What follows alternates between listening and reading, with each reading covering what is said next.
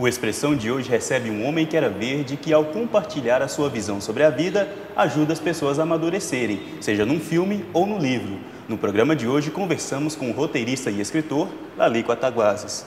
Então, Lali, muito obrigado por ter aceito o nosso convite. Vamos conversar, então, sobre o seu livro O Homem que Era Verde e também sobre o seu trabalho. Ok, obrigado pelo convite. Para começar, então, eu gostaria de saber como que você resolveu retomar essa sua atividade como escritor, agora profissionalmente, porque a gente pôde acompanhar no livro que a partir dos 15 anos você já escrevia, aí abandonou, foi para o mundo do audiovisual, se destacando no audiovisual e agora retomando com o livro O Homem que Era Verde. Dentro do audiovisual, quando eu comecei, né, só queria fazer cinema. Então você vai experimentando, né? Eu fiz várias coisas, produção, continuista, direção, né? E nessas atividades todas, eu me achei mais na escrita, no roteiro, entendeu? Então, aí quando voltou a necessidade novamente, né, de escrever, né, textos, então, sabe, eu já estava meio acostumado e vi que realmente era essa a minha vontade, tinha uma necessidade maior mesmo, que estava desde cedo, desde a minha juventude, e que retornou agora e no cinema acho que foi mais presente isso, entendeu? Então, assim, não abandono o cinema, eu gosto muito, né, vou continuar trabalhando com audiovisual e tal, agora vou entrar inclusive com animação, mas vi a necessidade de escrever.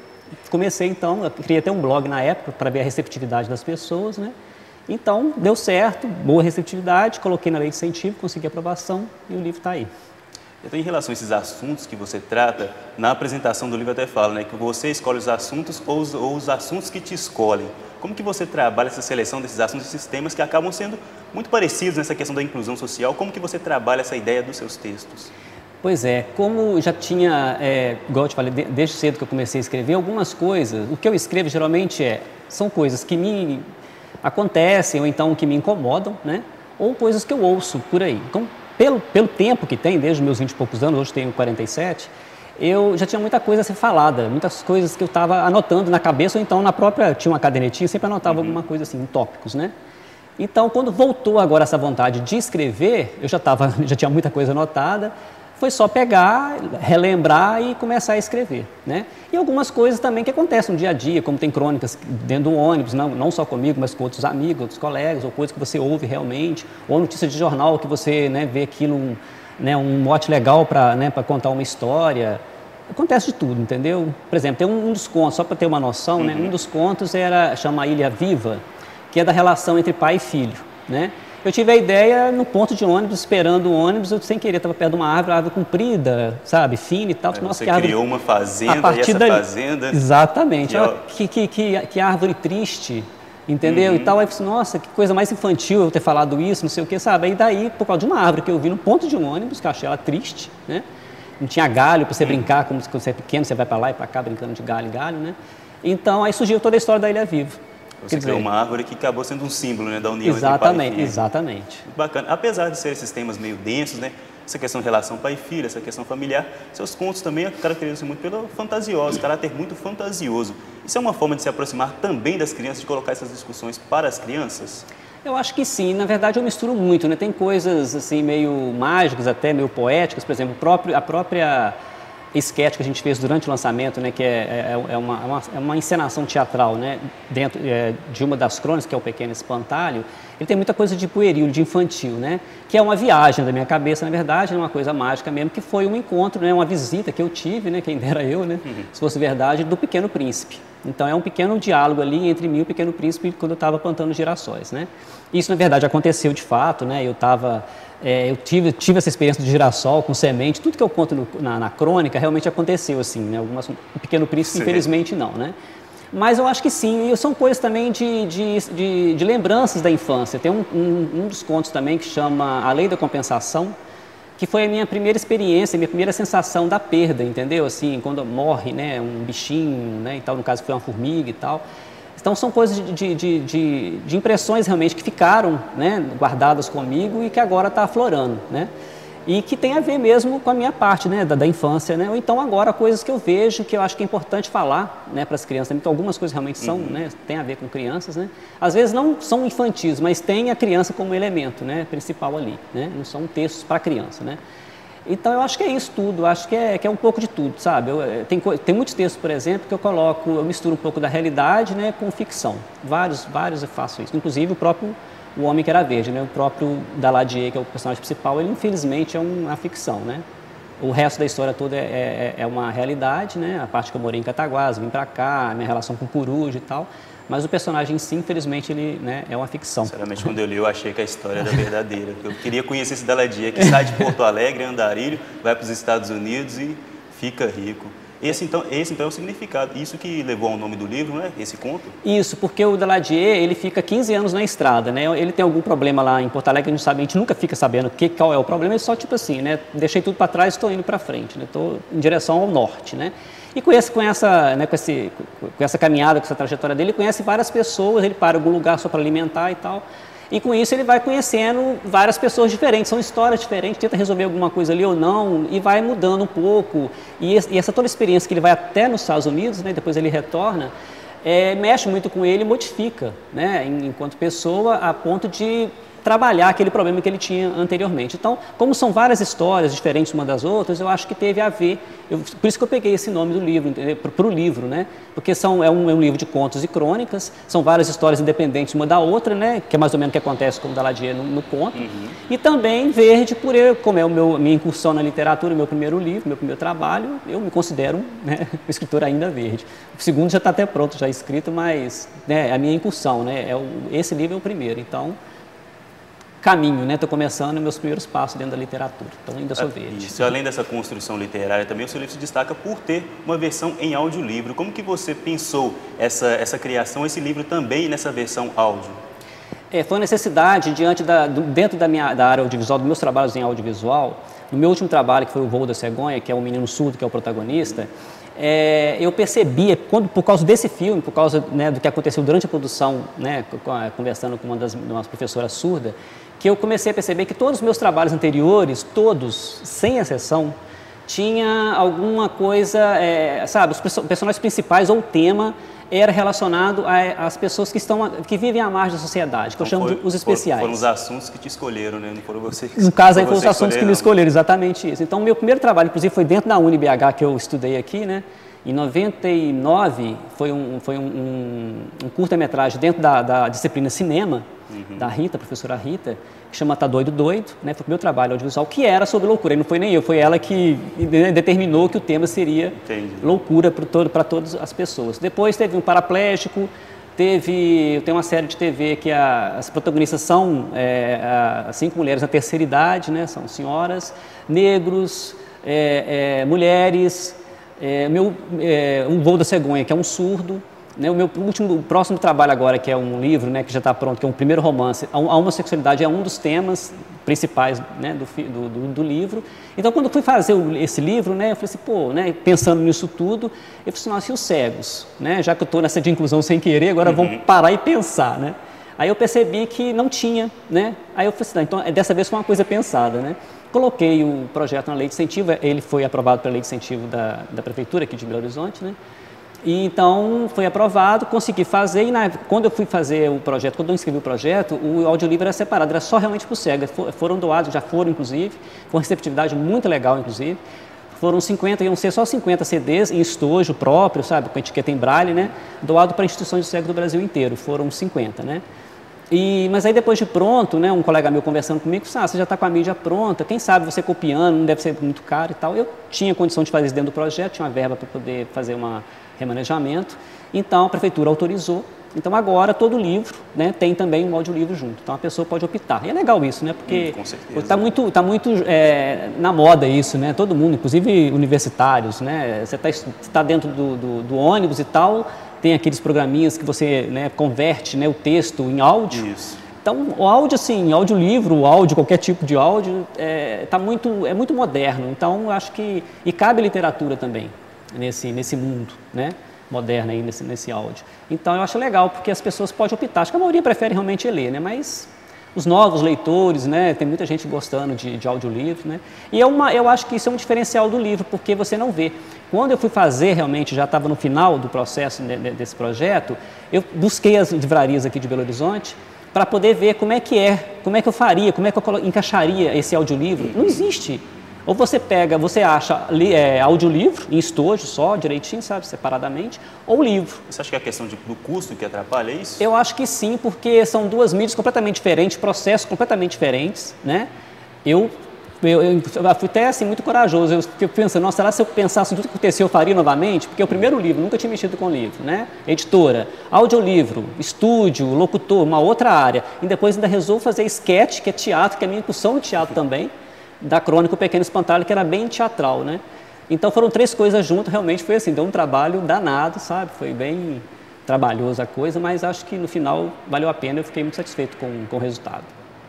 Okay. Então, mas você acha que falta a esses livros, então, essa questão dessa preocupação mesmo, igual você mesmo se preocupou com os cegos, em construir um audiolivro. Você acha então que falta aos autores essa preocupação, nessa inclusão, em colocar um audiolivro para também dar maior acessibilidade às obras? Seria bom, né? Mas o lance tudo é o custo, né? Aí vai muito também da editora, porque a gente, né, os escritores, dependem muito, né, da boa vontade das editoras que vão medir isso, né, se vale a pena, porque realmente é muito caro. Igual eu te falei, o custo de um livro é praticamente o mesmo de um audiolivro, ou até mais o audiolivro, sabe? Então, sairia um preço alto. No meu caso, como é por lei de incentivo, a coisa é diferente. Deu para fluir, né? Mas em casos particulares assim, eu acho que é meio complicado. Por isso que muita gente faz duas versões, ou faz a versão, tem muitos livros, isso já é normal, né, hoje em dia. Os autores, eles lançam um livro e também tem, às vezes, a versão audiolivro, entendeu? Costuma achar alguns trabalhos nas duas versões. Ok, Helene, deixa eu fazer um pequeno intervalo, daqui a pouco a gente volta. Ok. A expressão de hoje vai para um breve intervalo. Daqui a pouco a gente volta.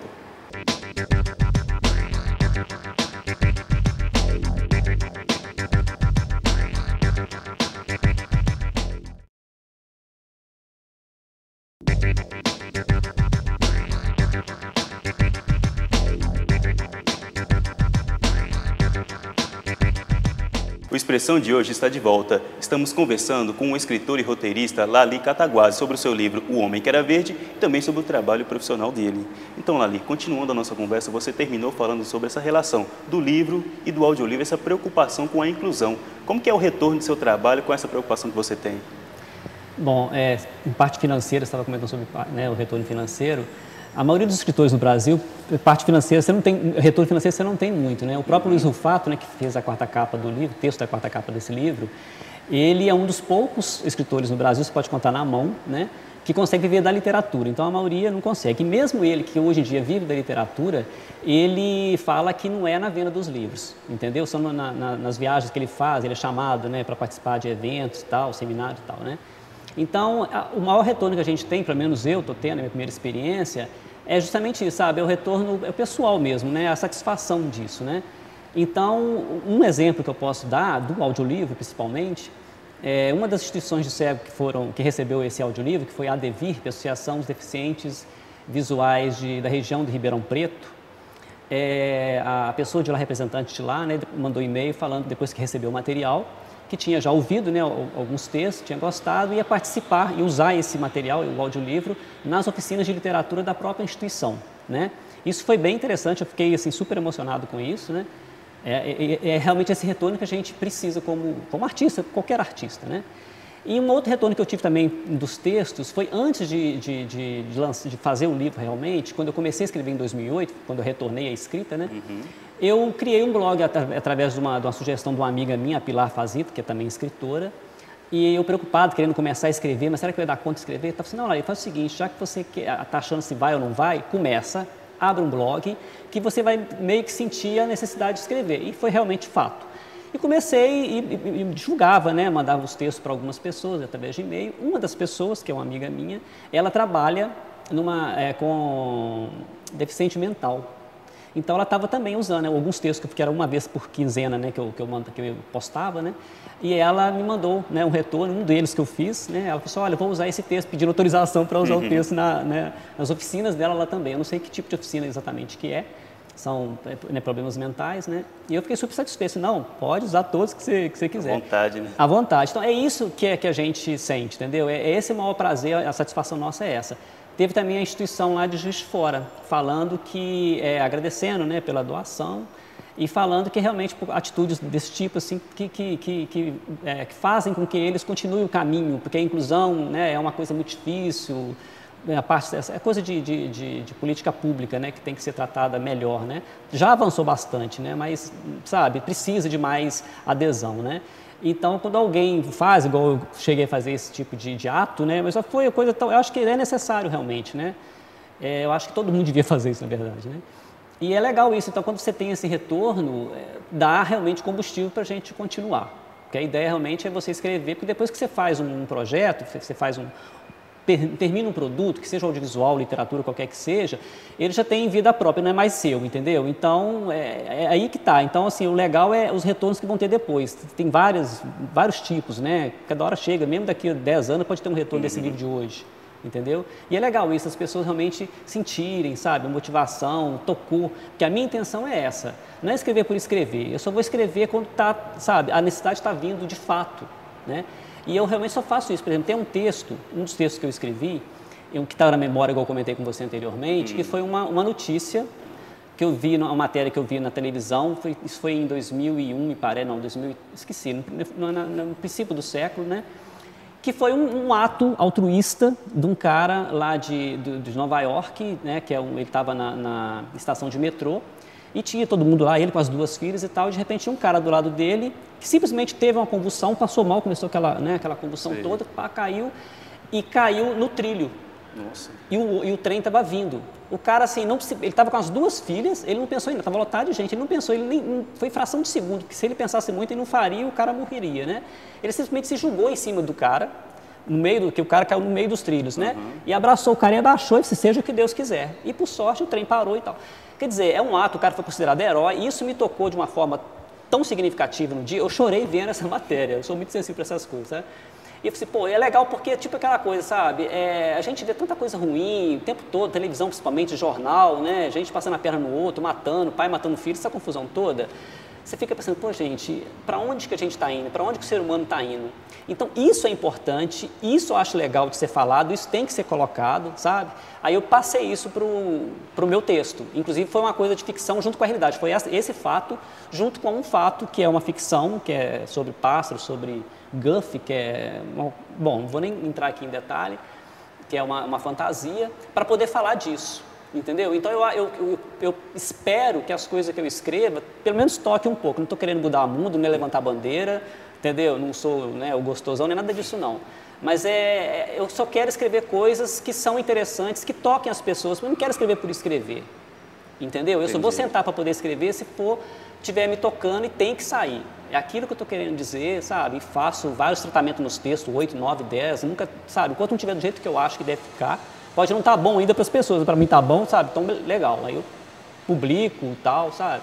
Então é isso que eu quero, a minha intenção é que toquem as pessoas, que elas realmente gostem, que passem para frente, igual aconteceu com essa moça lá da Devirp, né? Que achou interessante e vai usar o texto nas oficinas, que seja, sabe? Inclusive outra coisa, eu sou de Santana de Cataguases, na verdade, vivi em Santana, mas eu nasci em Santana de Cataguases, que é perto de Cataguases. Um diretor de uma das escolas de lá, uma escola municipal, ele adquiriu 30 livros lá para a instituição e estava usando já o audiolivro numa atividade da escola lá, sabe, dos alunos lá. Então, assim, isso que é legal, né? Você saber que está dando fruto, as pessoas estão lendo, estão ouvindo, estão discutindo, isso que é legal para mim. Estou satisfeito com o Além, trabalho. então, desse fim social dos seus livros, tem algum autor, igual você cita muito O Pequeno Príncipe, ele te inspira, esse conto te inspira, e outros autores também te inspiram, por exemplo, os irmãos Grimm também, exerce alguma influência no seu estilo de escrita? Acho que todo escritor, todo autor sempre tem influência, a gente não fica sem, né? Mas o que mais, assim, por último, agora, quando realmente eu decidi, assim, vou escrever, foi o Hermann Hesse, que ele já ganhou, né, prêmio, o Nobel, né, de literatura, eu esqueci agora a década, não sei se foi 50, 60, não lembro agora, que, inclusive, li 2 livros dele só, o primeiro que eu li foi o Damian, que foi fantástico, foi com esse livro, eu li agora depois, foi o Siddhartha, que foi um dos maiores dele, assim, que fez mais sucesso, mais repercussão, mas o Damian foi, assim, para mim foi fantástico, a forma dele escrever, sabe, a narrativa dele, a linguagem dele, tem muito a ver comigo, sem pretensão de comparar, porque ele é o Hermann Hesse, né, mas é o que eu gosto de escrever, como eu gosto de escrever, o que eu quero falar, entendeu? Então eu acho que foi o Hermann Hesse, na verdade, o Pequeno Príncipe também, que eu li recente também, né? Eu já tinha lido, folheado alguma, nunca tinha lido ele inteiro. Eu li foi em 2006, alguma coisa assim, que eu li um livro inteiro. Também chorei dentro do ônibus, lendo o final do livro lá e tal. Me tocou pra caramba, tanto é que o primeiro texto que eu fiz nessa retomada foi o Pequeno Espantalho, que tem a ver com o Pequeno Príncipe, então marcou muito, né? Mas eu acho que o Hermann Hesse foi assim o mais significativo, que me fez escrever e o que falar, entendeu? Eu acho que o Hermann Hesse é a pessoa. E qual é que seu pai, sendo barbeiro, o barbeiro geralmente é aquele que gosta muito de contar, de ouvir histórias. Você tem alguma influência também? Fala muito dos outros, né? Também. Barbeiro e outras profissões assim, né? Similares, né? Meu pai sim. Meu pai, inclusive, tem uma coisa muito interessante que um dia eu vou tentar lembrar de alguma coisa assim. Como ele é muito simples, né? Que já morreu em 98. Ele cria verbos, entendeu? É o tipo de pessoa, quando ele começa a falar, todo mundo para, assim, na família, entendeu? Ele é meio respeitado, era muito respeitado, assim, né? E é muito interessante porque realmente ele gosta de contar, como ele é barbeiro, conhece, tem muitos amigos e tal, né? Ouve histórias de todo mundo, né? E é um contador de história realmente, vive contando, a gente sempre tava, né? Sempre ficava ouvindo ele contar, mas o mais interessante do meu pai é a linguagem, né? Como ele falava e os verbos que ele criava, verbos que não existem, né? Mas acabava que você conseguia entender, né? Contextualizar toda a história, entendeu? Mas acho que é um pouco dele sim, um pouco disso que eu peguei dele, a necessidade de ficar contando, né? Contando as histórias. Falando um pouco então sobre a sua carreira no audiovisual, a sua biografia até fala no livro que você largou a carreira de bancário para poder seguir esse caminho do audiovisual. O que foi decisivo então para você seguir esse sonho? Eu trabalhava na Caixa, né? Eu trabalhei 11 anos, né? Entrei em 89 e saí em 2000, janeiro de 2000. Cinema sempre foi minha vontade, eu leio tudo sobre cinema, tenho coleções em casa desde pequeno. Mas eu achava, tipo assim, né, quero muito mexer com isso, trabalhar nisso, nessa área, mas tá tão longe, é uma coisa tão difícil. Nossa, cineasta, aquela coisa assim, peso, né? Ah, quer saber de uma coisa? Quando eu aposentar, já sei o que eu vou fazer. Vou trabalhar com arte, né? Só que foram acontecendo algumas coisas, tal, na minha vida, né, que, sabe, meio que anteciparam. Aí quando foi mais ou menos em 2000, eu falei, quer saber de uma coisa? Eu vou ser feliz agora, não vou deixar para aposentadoria não, né? Aí eu resolvi, eu tive que sair da Caixa, pedir, não deu nem tempo de esperar a demissão voluntária, porque a coisa foi meio gritante na época, e estava surgindo um curso de cinema, né, aqui em Belo Horizonte, particular, ainda não tinha curso superior. Inclusive eu estudei aqui na UniBH também, em 98 e 99, publicidade, entrei em publicidade, porque eu já estava sentindo que eu queria fazer cinema, então como eu não tinha curso de cinema, publicidade era um pouco parecido, assim, tinha um pezinho lá no cinema, né? Então eu falei, vou fazer publicidade, aí fiz, né, só que eu tive que sair. Então, saí em 99, foi assim, em 2000 na verdade, foi tudo junto, né, para poder investir de cabeça, porque gostar, Diego, é uma coisa. Agora, eu não entendia nada, eu não sabia nada, eu não sabia nem o que é roteiro, eu não sabia nome de nada, eu não conhecia nenhum curta-metragista em Belo Horizonte, entendeu? Longo, então, né, cineasta mesmo, não conhecia ninguém. Para poder fazer isso, entrar nessa área de cara, assim, né, eu tinha que acabar com tudo. Então, assim, eu larguei tudo para me dedicar exclusivamente 24 horas por dia, para deixar as oportunidades acontecerem. E deu certo. Então, eu tive que chutar o balde geral. Então, eu saí da Caixa, tive que pedir conta, saí da Caixa, eu tive que abandonar também a faculdade, né? Na época eu tive que abandonar. E também uma coisa também que mais me preocupou na época, que tive até um retorno meio ruim por causa disso, dessa saída, que era eu fazer um trabalho voluntário numa instituição de crianças, né? Um abrigo de crianças, foram 7 anos, né? E tive que abandonar. Então, me pesou mais, na verdade, foi a saída dessa instituição, que já tinha uma coisa também a ver com assistência, sabe? A cuidar das pessoas, a preocupar com os especiais, no caso, com meninos, né, de abrigo, né, que tem problemas, né, em casa e tal, né, com os pais, né? E aí, abandonei tudo para poder cair no audiovisual. Então, eu só antecipei. Foram as coisas, né, as acontecências, né? Na verdade, foram as circunstâncias que me obrigaram a sair. Né? Então, em 2000 eu resolvi, até hoje eu acho que eu não vou parar nunca. E agora a literatura junto também. Dentro dessa sua carreira no audiovisual, um dos filmes de maior destaque é O Voo da Cegonha, que foi exibido até na Suécia e também no festival Assim Vivemos, de onde a gente pôde ter contato e até foi exibido no programa de cinema aqui da TV, o UniBH. É um filme também que trata dessas questões sociais. Como que foi a idealização deste projeto? O Voo da Cegonha, foi no curso de cinema que eu fiz, que eu falei quando eu saí do banco, que era o Griffith, né, que foi o pioneiro do cinema, né, da linguagem cinematográfica mundial, né, D.W. Griffith, americano, e ele fez vários curtas na época, né, o início do cinema foi com curta-metragem, né, e ele tinha mais de 400 curtas, né, e um deles chamava O Bebê e a Cegonha, né? Então eu só li, eu não vi o filme na época, eu só li a sinopse dentro das aulas, né, de cinema no caso, né, que eu fiz nesse curso. Eu achei fantástico, né, porque era sobre a criança, né, que, né, é filho único, né, e que ganha um bebezinho, não entende muito essa relação tal, e descobre que é a cegonha que trouxe e acaba, por causa de ciúme, devolve a criança para a cegonha. Achei singelo, achei poético e tal, e isso que eu gosto mais desse tipo de assunto, né, de forma de contar a história. Aí eu pensei, ainda vou fazer um filme sobre isso. Aí foi o que aconteceu, né? Estava na minha cabeça, eu fiz, só que no caso, foi só esse negócio do surdo, no caso foi até uma coincidência, porque como era cinema mudo, na verdade, na época, né? Isso é de 1914, para você ter uma ideia, não tinha o som ainda no cinema, aí eu queria meio que fazer uma homenagem ao Griffith por causa disso, né? Era a história modificada, mas era a história dele. Eu falei assim, pô, gente, cinema mudo, o que eu vou fazer? Então eu pensei no surdo. Foi só mesmo uma coisa mesmo de homenagem. Então o menino, no caso, é surdo, mas por causa dessa coisa, né? E eu resolvi fazer ele em câmera subjetiva justamente para a gente ter uma noção o que é o ver de um surdo. Como é que ele tem essa impressão do ambiente, do mundo em volta dele, né? O que ele vê, o que ele ouve, como ele ouve, o que ele percebe, como é que é isso. E foi uma experiência assim, fantástica, né? Ele passou em vários festivais, foram 4 internacionais, 2 na Suécia, como você comentou, né? O Assim Vivemos é um festival internacional também, né? Teve mais 2 aqui no Brasil e outros festivais, né? E é legal porque teve a repercussão, algumas pessoas, né, já me falaram, né, que tinha visto, ouviu alguns comentários, né, alguns festivais assim, né, de comentários dentro do blog do festival, né, do filme. Foi bem interessante, assim, fez uma carreira bem legal. Eu fiquei muito satisfeito com a carreira dele. Foi bem reconhecido o curta. É. Para a gente finalizar, então, você pode se considerar uma pessoa sonhadora, né? Fazer uma brincadeira com o título, O Homem que Era Verde, você que fala que o título é porque está iniciando a sua carreira como escritor.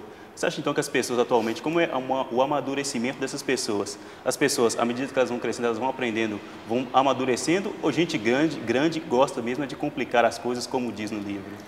A gente acho que vai amadurecendo, mas amadurecendo mesmo, no final a gente nunca está maduro para ser colhido, né?